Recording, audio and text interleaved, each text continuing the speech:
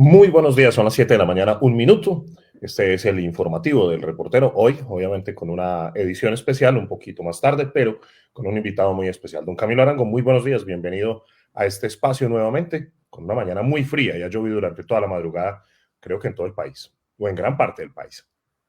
Cristian, muy buenos días. Como usted lo decía, hoy tenemos una misión especial para ustedes con un invitado también especial para todos, precandidato presidencial. Y bueno, y como usted lo decía, aquí yo he recibido agua desde las 2 de la mañana y sigue lloviendo. Además, no solo ha llovido toda la noche, sino que ha sido constante, fuerte todo el tiempo. No es que escampe, pare, siga, sino ha sido parejo. Qué cantidad de agua la que ha caído. Esperemos que aquí en la ciudad de Manizales y en el eje cafetero no vayamos a tener problemas de deslizamientos como los que hemos tenido anteriormente, porque pues nuestra topografía es bastante complicada. Don Cristian, saludamos a David Luna. Cuénteme. La temperatura hasta ahora en Manizales está en 15 grados. Pero yo creo que la percepción tiene que ser menor porque yo aquí a la intemperie me estoy congelando. Es cierto, pero bueno, don Camilo, usted tiene invitado. Estamos con David Luna. David, muy buenos días. Camilo, muy buenos días. Un abrazo especial para ti, para Cristian. Agradecerles esta invitación que me hacen hoy. Y bueno, cafecito para este frío. Acá también llovió toda la noche y sigue muy oscuro, muy oscuro. Bueno, esperemos que el clima mejore, ¿no?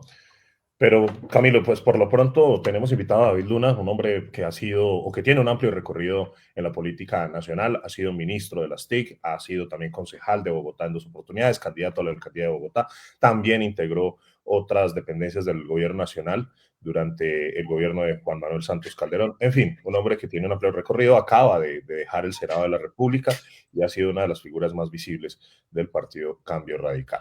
Pues David, bienvenido a este espacio donde pues, la idea es conocer un poco de cuáles son sus intenciones de cara a lo que se viene en materia política en los próximos años. Me imagino que, o al menos así lo hemos conocido, usted tiene digamos, una intención de ser presidente de Colombia.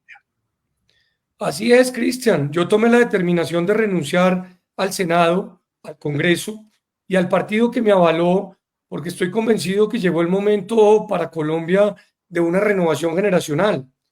Yo creo que Colombia tiene que recuperar la esperanza, la moral, obviamente la economía y el territorio, que en muchas partes está en manos de los grupos al margen de la ley. Y yo sé que escogí el camino más difícil, el más largo, el más espinoso, porque yo no voy a posar de alternativo, ni mucho menos voy a posar de paracaidista, diciendo que soy un outsider. No, yo me he dedicado 27 años de mis 50 al servicio público. Creo que soy un político de oficio decente y por esa razón voy a plantearle a los colombianos que en mí pueden encontrar experiencia, porque he ejecutado sin un solo escándalo de corrupción en mi vida, y ustedes lo pueden revisar en internet si quieren. Y dos, alternativas a los problemas. Yo vengo del mundo de la tecnología, como usted lo dijo, y hablar de tecnología para algunos puede ser futurista, pero para mí es la solución a gran parte de los problemas que tiene Colombia. Vamos a correr con firmeza, con decisión, para servir como presidente, pero sin obsesión. Yo tengo claro que los intereses de Colombia están por encima de los intereses personales.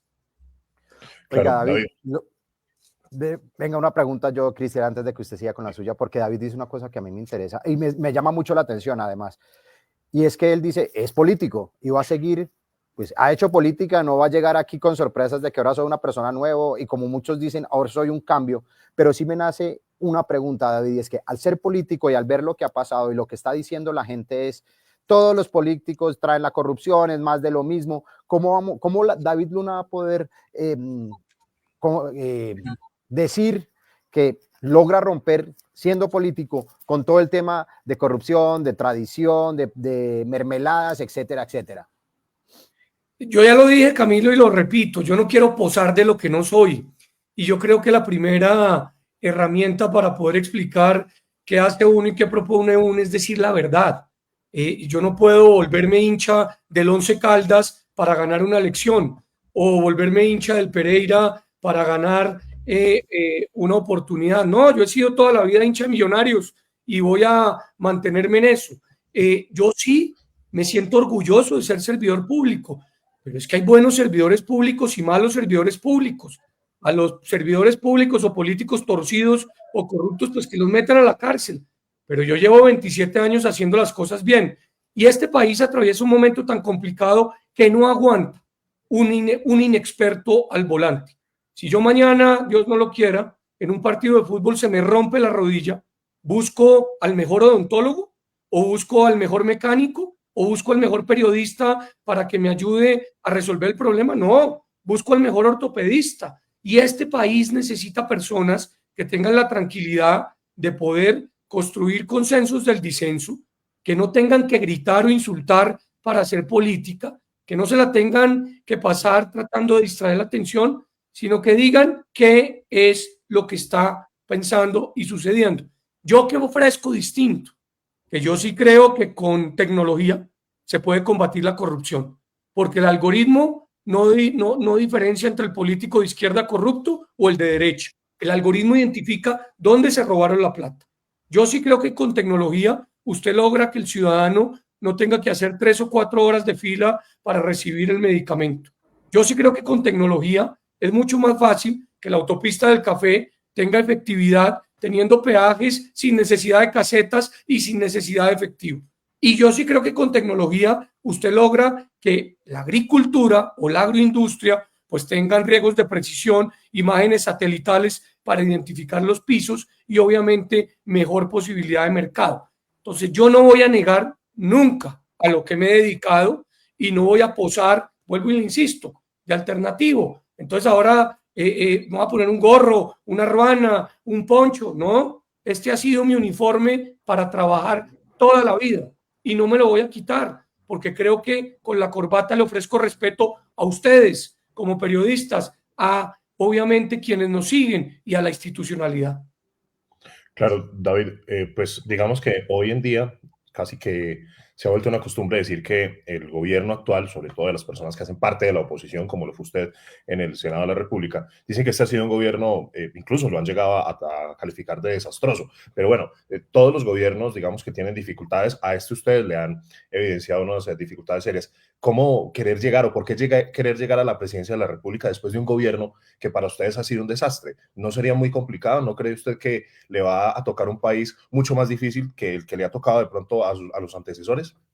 Definitivamente, definitivamente vamos a recibir un país con más problemas. Uno, porque en materia económica están gastando más de lo que reciben o de lo que recaudan. Y eso, pues, es una irresponsabilidad a la altura de que si un papá se gastara en cerveza o en aguardiente la plata del colegio o del desayuno. Pero dos, estamos teniendo un problema de inversión muy compleja y por eso la economía no está creciendo a la velocidad que debería crecer. Y eso tiene un significado complejo en, obviamente, el empleo y en los salarios. Y tres, pues hay un problema de inseguridad que es innegable. Yo que ya he recorrido más de 8 departamentos en todas partes, me dicen que las dificultades son muy complejas y la seguridad no es de izquierda o de derecha. La seguridad es un derecho que tenemos los colombianos.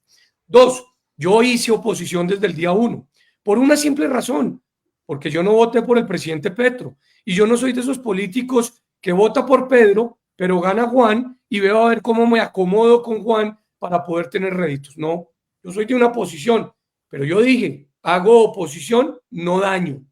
Y cosas que me parecieron sensatas del presidente Petro, las acompañé con mi voto. Las que no, hice claramente propuestas alternativas o en su defecto voté negativamente.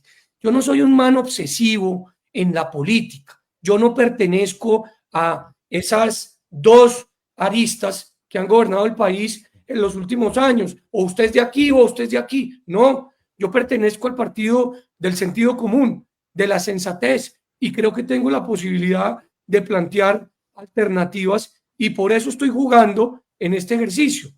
Renunciar al Congreso no fue fácil. Esa es una tribuna muy importante, pero me parecía indigno y sobre todo poco ético hacer campaña política con sueldo de senador. Por eso tomé la determinación de dar un paso al costado y en esto estoy. Algunos dicen que será difícil para mí porque no pertenezco a la corriente del uribismo o a la corriente del petrismo. Bueno, voy a plantear ideas y seguramente algunas pues tendrán la posibilidad de ser discutidas. ¿Usted cree que en este camino a la presidencia de la República de pronto le toca enfrentarse con Germán Vargas Lleras, quien era copartidario suyo hasta hace unos días? Eso hay que preguntárselo a él. Pero lo que es absolutamente claro es que Germán Vargas es Germán Vargas y David Luna es David Luna. En Colombia, creo yo, hay una práctica que no sé si es mala o buena, pero que por lo menos sí vale la pena controvertirla. Y es que si usted trabajó con alguien o hizo equipo con alguien en algún momento, es como si le perteneciera, como si fuera propiedad de ese alguien. Yo trabajé con Enrique Peñalosa, con Rafael Pardo, con Juan Manuel Santos, con Germán Vargas. Voté una vez por el presidente Uribe, pero ellos son ellos y yo soy yo. Yo los admiro, creo que el país les debe gratitud, son hombres de Estado, pero David Luna tiene sus ideas propias y yo represento una renovación generacional, ellos no. Yo represento alternativas con tecnología, ellos no. Yo represento seguramente a un bogotano que dice con frescura y con firmeza, hay que desbogotanizar Colombia. Ninguno de ellos tiene esas tesis. Entonces, respeto profundo por quien ha hecho la política de manera eficiente, pero pues una cosa es una cosa y otra otra. Claro, David, el tema de la salud es muy complejo hoy en Colombia, pero pues este es un problema que viene de tiempo atrás. ¿Cuál sería para usted la salida a toda esta crisis que hoy tienen los colombianos pues, en un riesgo inminente? Porque usted hoy va, por ejemplo, a la EPS, conseguir una cita es casi imposible, pero peor, los medicamentos y los tratamientos médicos urgentes y esenciales y vitales no se están prestando. Cristian, yo creo que el problema de la salud no se resuelve con una ley. El problema de la salud se resuelve con decisión política, con presupuesto, con tecnología y lo más importante, entendiendo que lo que teníamos no era perfecto, pero no era pésimo. Y en ese sentido yo sí creo que así suene al lugar común, hay que construir sobre lo construido. En primer lugar, claro que hay que girar la plata directamente a hospitales y a centros de salud, sin pasar por las EPS, pero hay que girarla con auditorías. Y esas auditorías se hacen con tecnología, una tecnología que se llama blockchain, que permite que usted no pueda modificar ninguna información para alterarla. En segundo lugar, yo sí creo que la gente está desesperada porque no está recibiendo medicamentos y tratamientos. Y para eso es fundamental saber perfectamente cuáles son las predicciones que usted puede tener en su sistema personal, eventualmente con problemas de salud futuros. Eso no es los supersónicos o eso no es el futuro. Eso está pasando en todas partes del mundo. Los algoritmos de predicción en materia de salud, bien sea con relojes inteligentes o con mediaciones que usted puede desarrollar a través de telemedicina. 3, yo sí creo que hay muchas regiones del país que no tienen en estos momentos centros de salud. Hay que construirlos, pero no dejárselos a los políticos de turno para que la atención pueda darse solamente a cambio de un voto, sino a estructuras que verdaderamente permitan que haya esa atención efectiva. Entonces yo creo que el tema de la salud lo estamos viendo con más dificultades y acá sí hay que decirlo con franqueza. El presidente Petro dijo, yo resuelvo el problema interviniendo las EPS. Intervino ya 12, que él nombró los interventores y el problema no se ha resuelto, se ha empeorado. Entonces, ahí es donde yo digo, la izquierda o la derecha te entrega a ti la radiografía, te entrega a ti el medicamento. No, no te lo resuelve una ideología. Dejen de echar tanta carreta y tanta basura. Te lo resuelve es la gerencia pública. Y cuando tú no has sido gerente público y no sabes qué es un certificado de disponibilidad presupuestal, pues te vas a demorar mucho en resolverle el problema a la gente. Pero se han evidenciado y se ha denunciado por parte de este gobierno también problemas que aunque sabíamos que existían, pues por lo menos digamos que los ha sacado a la luz pública y los temas de corrupción en la salud han sido escandalosos. Es que yo no vengo acá a atacar a Petro o a felicitarlo por si está o no denunciando, Cristian. Esa es la obligación de un presidente, denunciar. Y si fue en el gobierno de Duque, pues que lleve. Y si fue en el gobierno de Santos, pues que lleve. Y si fue en el gobierno de Uribe, pues que lleve. Es que acá no podemos meter a todo el mundo en la misma bolsa. No todo el mundo que vive en una región del país que está dedicada al narcotráfico es traqueto.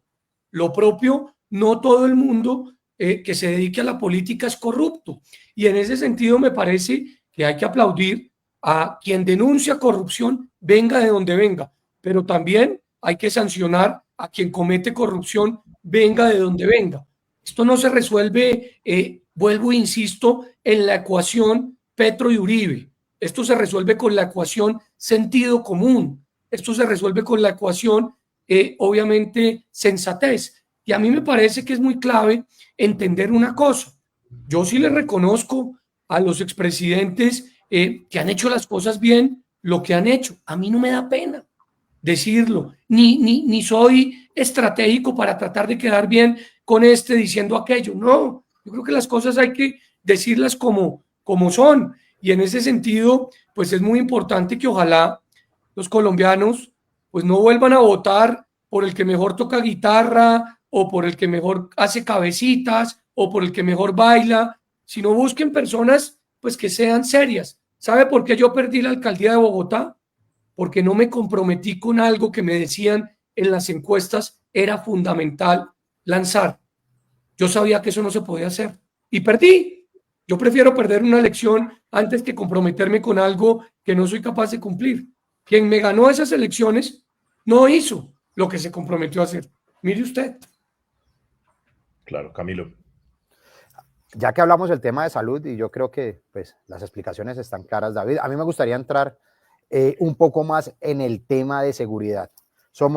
Hoy es 7 de agosto del 2026, David Luna es presidente. ¿Qué va a pasar con las fuerzas militares que asumo las vas el presidente, en este caso vos, que las vas a recibir, pues van a estar mermadas, digamos, aburridas, helicópteros que no funcionan, muy seguramente y sin presupuesto, pero sí con una realidad y es violencia y coca en casi todas las partes, en todas las áreas cultivables tradicionales de cocas, pues pasamos a tener, yo podría decir que el doble de cultivos. ¿Cómo vamos a devolverle la tranquilidad a los colombianos, que adicional no es a los colombianos solamente, sino también al inversor que ya vuelva a tener tranquilidad de recorrer Colombia? Camilo, hoy estamos produciendo 10 veces más toneladas de coca que lo que producía Colombia en la época de Pablo Escobar. Y eso tiene una explicación muy lógica. Es que con el argumento de la mesa de diálogo con el ELN se le amarraron las manos y los pies a la fuerza pública. Los decretos de diciembre de 2022 hicieron eso. Los militares y los policías para los cuarteles. Y el ELN, hágale papito, sin ningún tipo de control. El ELN, y lo digo mirándolo a los ojos, dejó de ser un grupo guerrillero para obtener el poder con las armas, para convertirse en un grupo traqueto, en un grupo mafioso. A eso está dedicado, obviamente, teniendo de carne de cañón a la sociedad civil. Primer punto. Segundo punto, yo me siento muy orgulloso de decir, creo en mi Policía Nacional y creo en la fuerza pública. Y no soy de extrema derecha, soy una persona sensata, que lamentablemente tiene que decir con contundencia que a la policía la instrumentalizaron en el 22 para ganar una elección. Hablaron pestes de la Policía Nacional y del Ejército y hoy dicen ser los mejores y mayores defensores de esa institucionalidad. 3. La policía y el Ejército no tienen solamente problemas de capacidades, como tú lo acabas de decir, la mitad de la flota helicoportada en el piso o sin poder volar, menos raciones que las usuales, menos uniformes, menos municiones, menos capacidades tecnológicas, sino hay un problema de incorporación muy grande, porque como hablaron pestes durante tanto tiempo de la fuerza pública y de la policía, menos personas quieren hacer parte de ella. 4. El hecho de hablar, como hablo yo de la policía y de la fuerza pública, no me hacen un enemigo de los derechos humanos. Yo soy un defensor profundo de los derechos humanos y quien comete un acto en contra de los derechos humanos, pues tiene que pagar por eso. ¿Eso qué es? Sentido común. ¿Eso qué es? No permitir ideologizar el discurso. ¿Eso qué es? Actuar con sensatez. Sí estamos viviendo un problema muy complicado en el Cauca, donde el Estado Mayor Central, donde el ELN y donde la Segunda Marquetalia tienen control de todos los municipios del Cauca. Estamos viviendo un problema muy complicado en Arauca, donde el ELN tiene control de todos los municipios de Arauca. Estamos viviendo un problema muy complicado en Chocó, donde el ELN con el Clan del Golfo tiene control del 50% de los municipios, y lo propio en norte de Santander.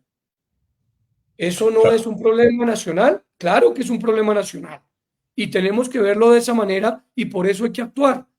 La seguridad no es propiedad de un expresidente. La seguridad es un derecho que tenemos los colombianos y que tenemos que exigir. Como la paz no es propiedad de otro expresidente. La paz es un derecho que tenemos los colombianos y que podemos exigir. ¿Por qué tenemos que estar condenados a vivir en guerra por los próximos 100 años ya habiendo vivido 80 en lo propio? No, yo sí creo que es posible lograr procesos de paz, pero antes de eso hay que combatir a quienes hoy están controlando el territorio de manera ilegal. Y en ese sentido, pues es fundamental no seguir arrodillados. Hoy estamos arrodillados, lamentablemente. O sea, para usted sería más viable una actuación militar primero que un diálogo.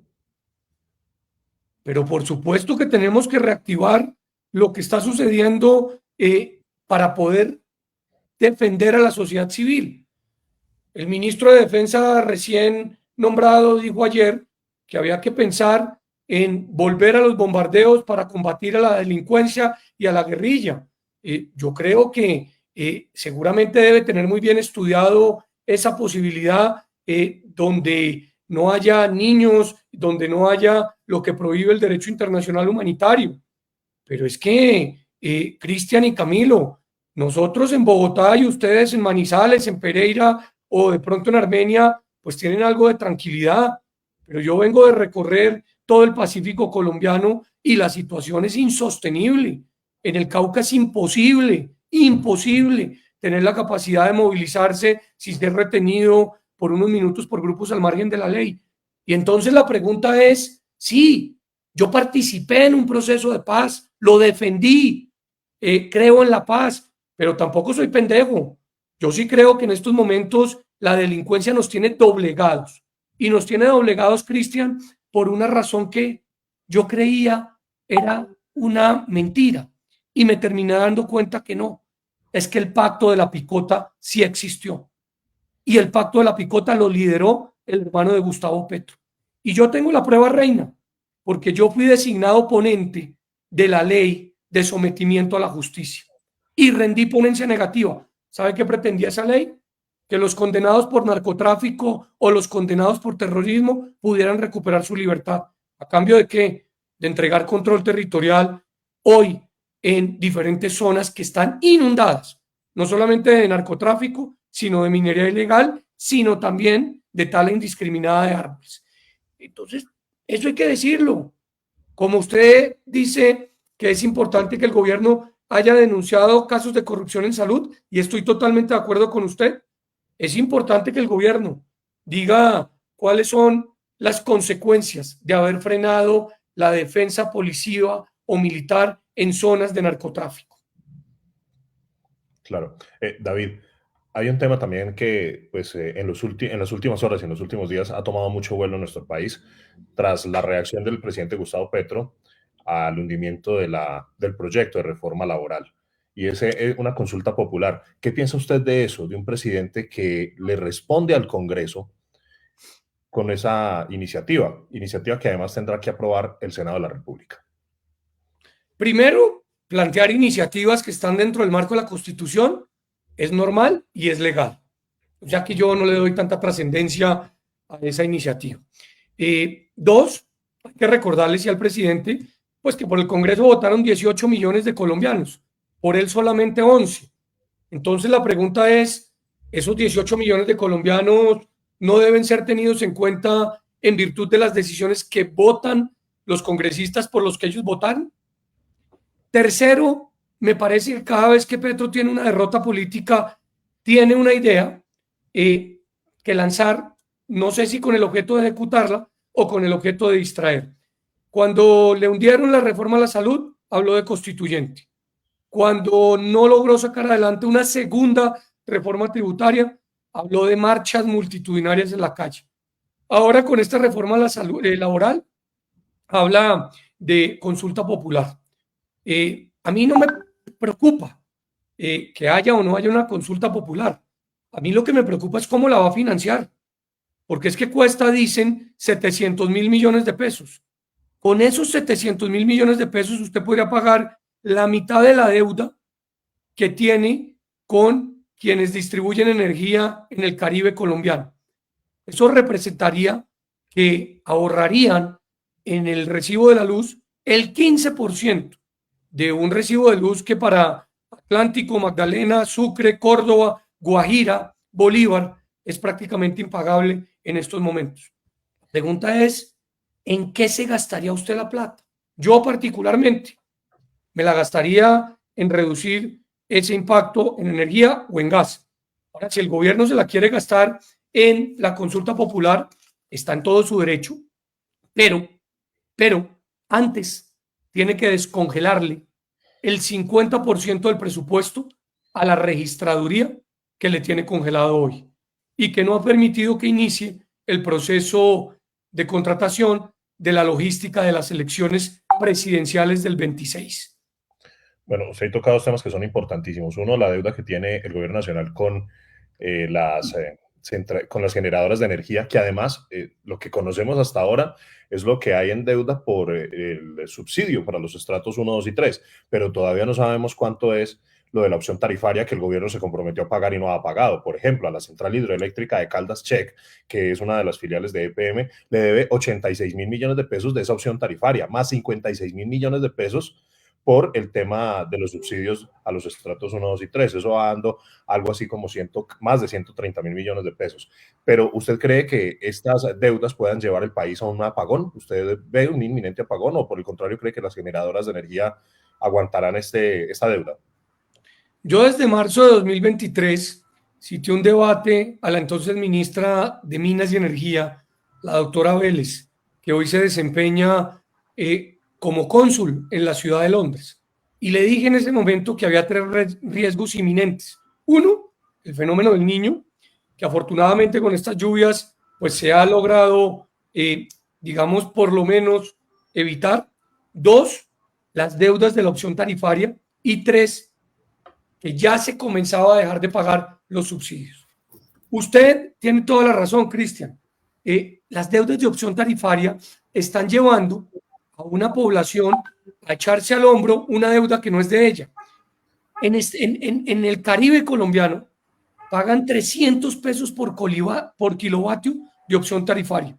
En Bogotá, 25. En Antioquia y Caldas, más o menos 50. Ahí hay un desequilibrio muy grande. Y si usted pagara esa deuda de opción tarifaria, podría perfectamente reducir la tarifa casi que en un 30%. Esa plata está en el banco. Son 2 billones de pesos. Billones con B grande. Pero 2, comienza el gobierno a no pagar los subsidios. Y la pregunta es, ¿por qué? Si es que yo pago un subsidio cruzado. En mi casa consumimos y pagamos un subsidio para alimentar a una casa de estrato 1 que paga menos tarifa de energía. Si yo lo estoy pagando, ¿por qué razón esa plata no está disponible? La pregunta es, ¿dónde está la plata? Esa plata no tiene nada que ver con impuestos. Es un subsidio cruzado que se paga en la tarifa de energía. Entonces, yo sí creo que puede haber un riesgo. Y EPM lanza una primera alerta que es importante tener presente. Claro. Y hay otro tema que usted tocó que no es menos importante y es el del presupuesto para la Registraduría Nacional del Estado Civil. Esta pregunta se la he hecho yo a cuánto líder político me he encontrado en los últimos días y es, ¿usted cree que va a haber elecciones? Bueno, a mí me alegra que usted esté haciendo esta pregunta, porque yo hace un año, cuando la hacía, me tildaban, mejor dicho, ni le cuento, porque ¿para qué? A mí me gusta que se cuestione el país sobre eso, porque es que hay dos cosas que lo ponen a uno a pensar. Primero, la doctora Iris Marín, que es la defensora del pueblo, que además pues propiamente no es una mujer de derecha, ella viene de la izquierda democrática de este país, ha dicho que hay muchos municipios que están controlados por los grupos al margen de la ley. Ahí hay un riesgo. Dos, la registraduría tiene congelada o congelado la mitad de su presupuesto. Tres, es muy importante tener presente que la Superintendencia de Industria y Comercio trató de apropiarse del software de la registraduría. No pudo, porque no estaba en la registraduría, si no lo hubiera hecho. Yo sí creo que las elecciones están en riesgo y a mí me preocupa profundamente que nadie esté pensando en ello. Yo lo que le pido al presidente Petro es que garantice que haya elecciones. Si su equipo o él o quien sea ganan, pues ganaron democráticamente, pero que no nos vayan a repetir el espectáculo que vivió hace unos meses Venezuela con unas elecciones totalmente manipuladas.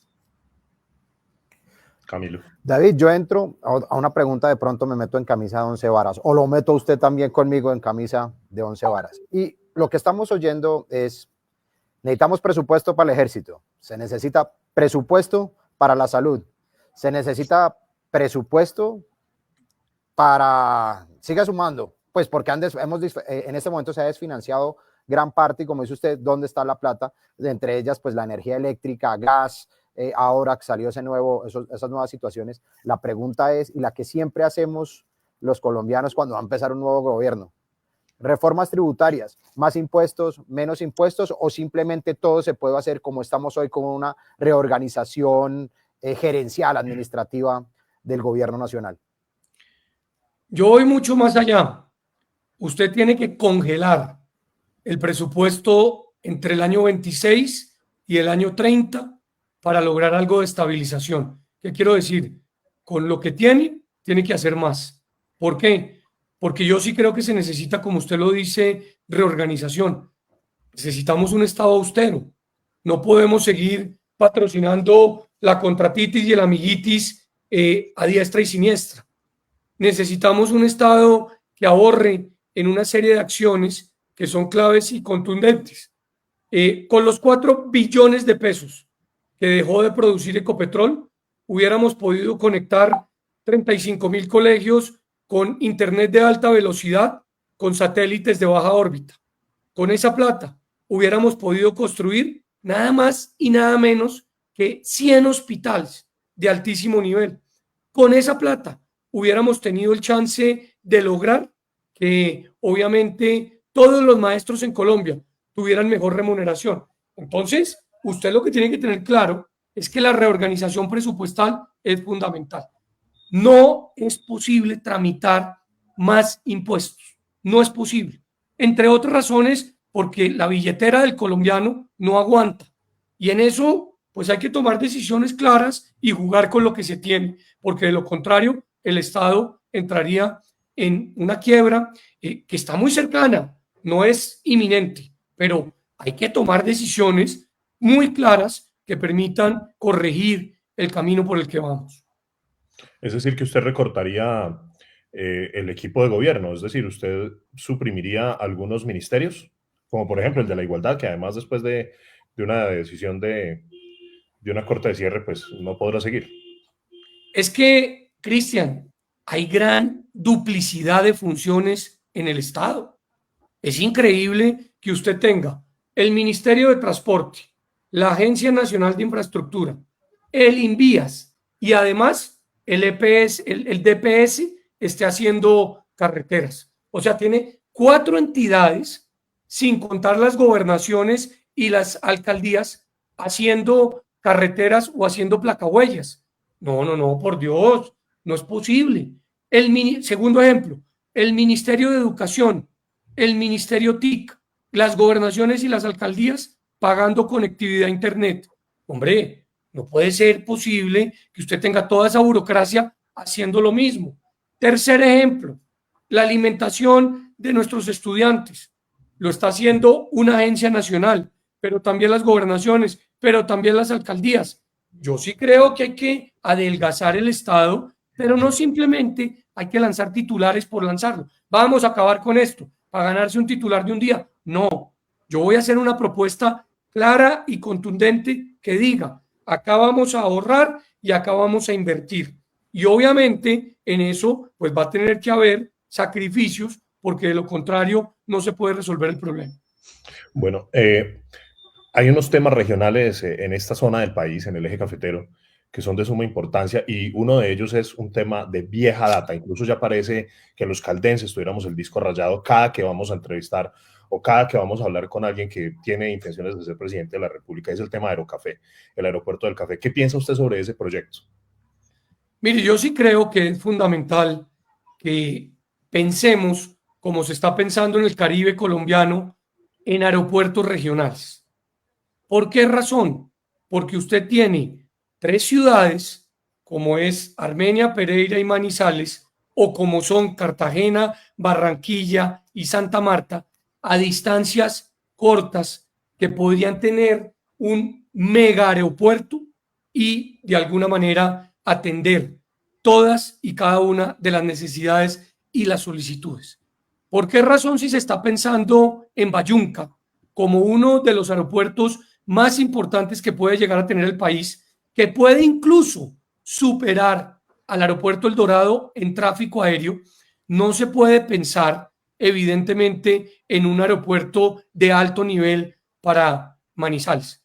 Yo hace un par de meses aterricé en Manizales porque me fui por la tarde, porque quienes me invitaron, que fueron los de la escuela Nido, que entre otras, no sé si la conocen, y si no la conocen vale la pena darle un gran aplauso porque lo que están haciendo para motivar a la gente a que participe en lo público es fundamental. Pues tuve que hacer unos cálculos de hora, de tiempo, en fin. Yo sí creo que es esencial. ¿Los Vale. perdí? No, ¿Los aquí perdí? estamos. Estamos Es que me entró una llamada, qué pena, se me olvidó poner el celular en modo avión. Tranquilo, aprovecho para decirte, fuiste un afortunado de haber podido aterrizar, ¿no?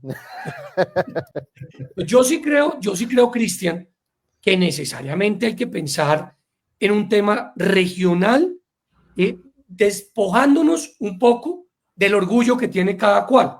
Punto 1. Punto 2. Aerocafé. Hombre, llevamos en ese tema tiempos y tiempos y tiempos y tiempos que se ha dicho que los pisos, que las obras de infraestructura, etcétera, etcétera. Ya llega un momento en que es necesario avanzar en ese proceso, porque de lo contrario usted lo que va a tener es unos recursos literalmente enterrados. Y yo sí siento que una ciudad que tiene tanta capacidad, sobre todo de proveer talento, pues va a generar una necesidad como es la de la conectividad. Y déjame conectar con un segundo punto.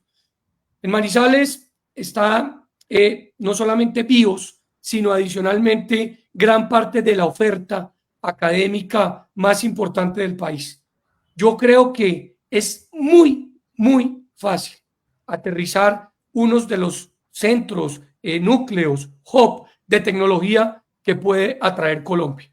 Pero hacer un hub de tecnología no es simplemente formar más jóvenes para que programen, que yo tengo una alternativa interesante. Es lograr que gran parte de las empresas de tecnología del mundo se asienten en Manizales, o en Pereira, o en Armenia, generando unos impactos muy importantes desde el punto de vista de empleabilidad. ¿Sabe qué buscan las grandes empresas de tecnología para asentarse en una ciudad? 3 cosas. 1, calidad de vida. Y yo creo que Manizales la tiene como ninguno. 2, bilingüismo y talento juvenil, que yo creo que se está trabajando en ello, pero hay que trabajar más. Y 3, conectividad. La conectividad de la autopista del Café, bienvenida, maravillosa, pero la aérea pues se atraviesa por un momento muy crítico. Precisamente le iba a preguntar sobre el tema de la autopista del café. Hoy los manizaleños y los caldenses están luchando o estamos luchando para que retiren al menos dos peajes de esta autopista. Es que en un recorrido que va de aquí a Pereira, que es de escasos 50 minutos, hay dos peajes, ¿sí? Y pues además esta concesión ya lleva el tiempo suficiente, ya recuperó la plata que invirtió, incluso la ha triplicado. ¿Usted considera que esos peajes se deben retirar o por el contrario deben de seguir para mejorar la infraestructura de conectividad de esta región? Yo lo que considero, Cristian, es que usted no puede poner en riesgo bajo ninguna circunstancia o la terminación de una obra, que no es el caso de la autopista del café, o el mantenimiento de esa obra, que sí es el caso de la autopista del café. Yo lo que creo es que hay que ser hábiles, hay que tener alternativas y usted puede perfectamente identificar que con un solo de los dos peajes puede mantener esa obra. Entonces a mí sí me parece que es posible en el entendido que esta obra está terminada. Ahora, dos, si hay necesidad de construir o de seguir construyendo obras alternativas, pues esa herramienta de financiación puede ser una posibilidad. ¿Qué quiero decir? Usted puede retirar un peaje y dejar el otro para el mantenimiento, o puede dejar los dos si se quiere construir nuevas obras de infraestructura con cargo a esa concesión. Pero dos, a mí me parece muy importante que entendamos que la mejor forma para construir infraestructura es en un país como el nuestro con pagos adicionales. No hay otra opción para hacerlo. Y en ese sentido, usted lo que debe tratar de hacer es que esas concesiones puedan ser más largas en el tiempo para que el pago pueda ser mucho menor. Lo que no puede pasar es lo que está pasando hoy, que usted está diciendo, yo cierro un peaje y ese peaje finalmente, esa plata tiene que salir de alguna parte. Está saliendo del presupuesto general de la nación. Muchas veces quitándole esa plata de educación o quitándole esa plata como lo está haciendo el gobierno Petro al ICETEX, evitando que muchos jóvenes tengan la posibilidad de estudiar. Bueno, en la autopista del café hay un tramo entre Chinchiná y casi Santa Rosa, llegando a Santa Rosa, que aún falta que sea doble calzada y que ha generado grandes dolores de cabeza. Ojalá que eso se pueda solucionar. Camilo. Ya que entramos a todos los, digamos, situaciones de Caldas, a mí nace otra, que ha sido todo el tema del apetar aquí en la ciudad de Manizales, de cómo no se hizo, se desapareció la plata, la concesión no aparece, y la pregunta es, David, ¿vamos a tener petar? ¿En su gobierno le pondrían el ojo a esa infraestructura para limpiar las aguas de nuestros ríos, sobre todo aquí en la ciudad de Manizales? Dos cosas, Camilo. Lo primero es que esas investigaciones tienen que llegar hasta el punto final y saber quiénes son los responsables, porque eso no puede quedar como un titular. Usted lo acaba de decir, se desapareció la plata, no hubo obra y estamos atravesando un momento absolutamente crítico. Dos, evidentemente el tratamiento de agua es fundamental en una ciudad como Manizales. Pero tres, mire usted el ejemplo tan interesante que está desarrollando Pro Risaralda con la PETAR que está construyendo en Caldas, con obras por impuestos. Es fundamental que se vean esos ejemplos que han sido exitosos y que pueden llevar a feliz término. Yo sí creo que, o yo sí creo no, yo sí me comprometo para que eso pueda ser posible, pero de la mano de, evidentemente, un seguimiento muy estricto a lo que hace referencia al cumplimiento de las obras. Yo tengo una última pregunta por mi parte, porque sé que su agenda está muy apretada. Usted hablaba ahorita de eliminar ese bogocentrismo, ¿sí? De que todo el país no tenga que depender de la Casa de Nariño y de Bogotá. ¿Usted le apostaría a algo que está proponiendo mucho el partido En Marcha, que es una Colombia federal? ¿Se identifica usted con esa idea? No, no. Yo, como usted lo sabe, y no creo que tengo que explicarlo, soy cachaco, soy bogotano, casado con barranquillera, sí, pero finalmente No se nota, David, no se nota que seas cachaco. Pero mire lo importante de esta afirmación viniendo de quien viene. Yo sí creo que hay que desbogotanizar Colombia. Yo sí creo que hay que desbogotanizar Colombia. Yo lo viví como ministro. Alcaldes pidiendo citas en Bogotá para poder desarrollar proyectos. Eso no tiene ningún sentido. Es el Estado el que tiene que ir a la región, es el Estado el que tiene que girarle a la región. Y para desbogotanizar Colombia hay que brindar la autonomía que merecen, en efecto, los departamentos y los municipios. Yo creo que Colombia puede ser un país unitario, claramente descentralizado. A mí el federalismo en un país que, como Colombia, tiene la necesidad de seguir tomando decisiones nacionales, me parece que no es el momento de hacerlo. Bueno, ahí teníamos hoy a David Luna. Sabemos que ya tiene que seguir su agenda porque pues uno de precandidato vive de un lado para otro.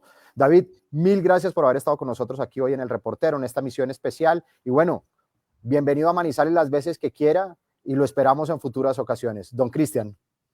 No, David, muchísimas gracias, que tenga un excelente día y ojalá que su proyecto político pues llegue para usted a muy buen puerto. No, muchas gracias, Cristian, muchas gracias, Camilo. Los felicito por este programa, por estar haciendo periodismo independiente y sobre todo digital. Y sobre todo, gracias por darme la oportunidad, porque yo tengo un problema grande que ojalá se convierta en una oportunidad, y es que sigo teniendo un desconocimiento alto. No mucha gente sabe lo que yo hice como concejal, o lo que yo hice como representante, o como ministro, o como senador, pero sobre todo no saben lo que estoy proponiendo. Y esta oportunidad que ustedes me brindan el día de hoy, la valoro mucho, porque lo que quiero es que los colombianos sepan quién es David Luna, para que evalúen si lo que yo propongo les gusta y si puedo ser una alternativa. Muchas, muchas gracias. No, a usted muchísimas gracias y estos espacios están para cuando usted los requiera también. Chao. Era David Luna, quien está como precandidato a la presidencia de la República. Oiga, Camilo, si nosotros nos empezamos a hacer un listado de cuántos precandidatos hay, la verdad es que la cifra es bien alta. Sí, yo creo que, ¿se acuerda que alguna vez decíamos que vamos a guardar las proporciones? Obviamente vamos a tener el mismo número de por lo menos precandidatos a la presidencia que el que tuvimos de candidatos a la alcaldía de Manizales. ¿Cuántos precandidatos tuvimos inicialmente de la alcaldía? Hablábamos de 14. Yo tenía 15. Es la primera vez que tenemos tanto.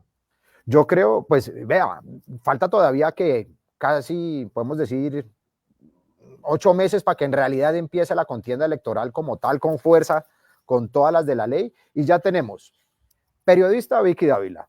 Por eso, mire, hagamos un listado. Independiente Santiago Botero, el empresario. Santiago, sí. David Luna como político. Sí. Claudia López, también política, sí. Exalcaldesa de Bogotá. Enrique Peñalosa. Pero Enrique Peñalosa sí dijo que se va a volver a... Sí, ya está listo. Ya no lo defino como precandidato, ¿sabes? Pero ya está listo, ya se lo dijo la W. Listo. Llevamos 5 y estamos 6. A 14 de marzo. Llevamos 6. 5. Bueno, 6. Bueno, lo que quiera, uno más, uno menos. No pero es que llegamos la lista bien. Yo creo, todavía no lo ha dicho, pero lo tiene ahí entredicho. Está el señor Bolívar por Colombia, por la Colombia humana o por el pacto histórico. Está ahí en sí o no, y Bolívar ni siquiera ha renunciado al gobierno. Entonces, por hoy, digamos que no metamos a Bolívar, llevamos 6. Pero ¿sabe quién sí? Está Carlos Caicedo, exgobernador de Magdalena, exalcalde de Santa Marta y exrector de la Universidad de Magdalena. Ese ya está listo. Él ya lo ha manifestado en varios espacios. Está también el exalcalde de Medellín, señor Quintero.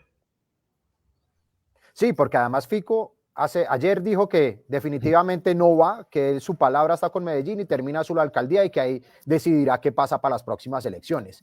Está el señor Uribe Turbay. Está el señor, sí señor, así es. Está Paloma Valencia y María Fernanda Cabal, por el Centro Democrático. Paloma no sé. ¿Ah? Paloma no sé, pero María Fernanda sí. Paloma está entredicho, ahí como que a veces sí, como que a veces no, pero María Fernanda Cabal sí está clarísima que está como precandidata. ¿Ahí cuántos llevamos? Yo perdí la cuenta, ya pasamos los 10. Yes. Quedó en el aire. Queda en el aire Juan Fernando Cristo, ¿no? Exministro del Interior. Carolina Corcho, llevamos 13. ¿Y estamos en marzo? Pizarro, 14, la hija, ¿no? Pizarro, sí.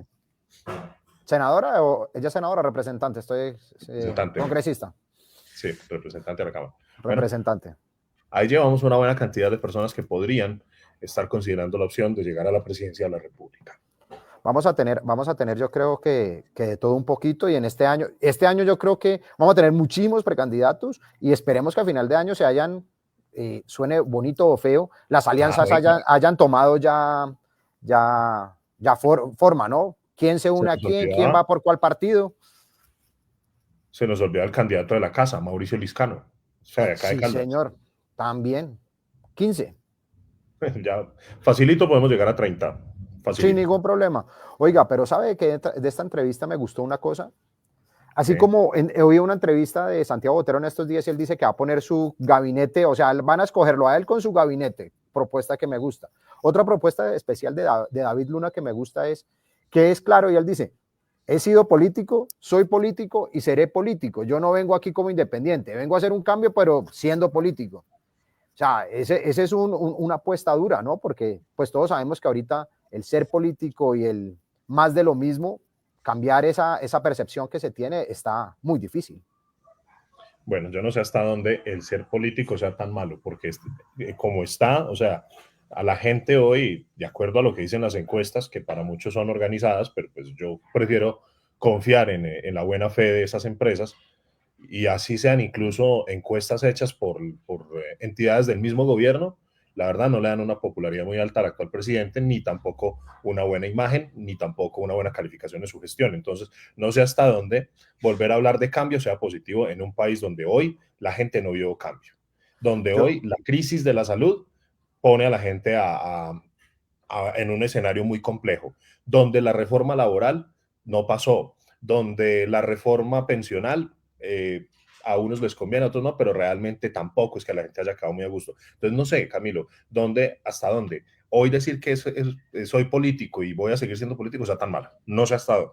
No sé hasta dónde. No. Y no sé hasta dónde sea muy bueno seguir diciendo que queremos un cambio, porque es que, vea, esto ya es incluso una frase cliché. Ya es un meme. No, y es más, vamos a los gobiernos, entre comillas, recientes. ¿Cuál era el lema de Andrés Pastrana? El cambio es ahora, ¿no es? El cambio es ahora, el cambio es Andrés. ¿Sí? Ese era el lema de su campaña. Cambio. ¿Qué dijo Álvaro Uribe? Cambio. ¿Qué decía? No. Álvaro Uribe no dijo cambio. Álvaro Uribe dijo mano firme, sí, corazón claro. grande. Sí, claro, pero proponía un cambio. ¿Cuál cambio? El cambio de dejar de dialogar con la guerrilla e irlos a perseguir militarmente. Ese era el cambio. ¿Por qué? Porque Pastrana se sentó a hablar con ellos y le dejaron la silla vacía. ¿Sí? Y usted veía a Santos, también quería un cambio. ¿Por qué? Porque no íbamos a seguir con guerra, sino que íbamos a hacer un proceso de paz. El señor Duque también propuso un cambio. Y el señor Petro, pues ese sí que habló de cambio. Pero pues es así. Y usted va a las regiones, Camilo, los alcaldes y gobernadores, los candidatos a alcaldías y gobernadores siempre dicen, es la hora del cambio, vamos a cambiar. Y la verdad, esa palabra ya deberían incluso de prohibirla en la política, porque cambio se volvió es más, es que parece que no tuvieran más. No hay creatividad en las campañas políticas de nuestro país. Todo es cambio. Si usted me pregunta a mí, yo no me puedo lanzar como político porque no soy material político, pero si usted me pregunta a mí desde el punto de comunicación, yo no hablaría de un cambio. Yo hablaría es el momento de gerenciar y administrar. Es que no necesitamos hacer cambios. Las cosas están ahí, simplemente hay que saberlas manejar. Obviamente suena muy fácil, pero estar allá sentado debe ser otro, o sea, es muy fácil decir quiero ser presidente y otra cosa es estar sentado en la silla del presidente, ¿no? Pero lo que tiene que hacer Colombia, y creo que David Luna lo dijo, es esto es lo que hay y con eso tenemos que vivir y subsistir. Punto. Es hora de enviar mensajes de esperanza y de construcción. Si a este país no se le da esperanza, pero sobre todo no se empieza a construir todos del mismo lado, no vamos a tener absolutamente nada, porque mientras los poderes de este país se sigan enfrentando, va a ser muy difícil que este país salga a flote. Don Camilo Arango, que tenga usted muy buen día, muy buen fin de semana, y pues nos volveremos a ver el lunes a las 6 de la mañana. Don Cristian, lo mismo para usted y para toda la gente que se conectó con nosotros, que tengan un muy buen fin de semana. Acuérdense, aprovechen y descansen. Ojalá, por lo menos ya dejó de llover. Oiga, ¿entrarán aviones hoy a Manizales? Ojalá que sí, ojalá que nuestro aeropuerto pueda entrar en operaciones normales y que la gente que necesita movilizarse desde y hacia el aeropuerto de La Nubia lo pueda hacer con normalidad y no tengan ese traumatismo de tener que aterrizar en los aeropuertos vecinos, que tampoco la tienen fácil. La nubosidad en Pereira también está compleja. No, y acuérdense que llovió toda la noche, o sea, la carretera tampoco es que esté en este momento, o sea, a mí me daría cosita transitar en este momento mientras escampa y se seca un poco el tema, pero para todos, Cuídense mucho, precaución, y nos vemos el lunes a las 6 de la mañana. Recuerden, elreportero.co, toda la información de lo que sucede en el acontecer de Manizales, Pereira y Armenia. Un muy buen día y buen fin de semana.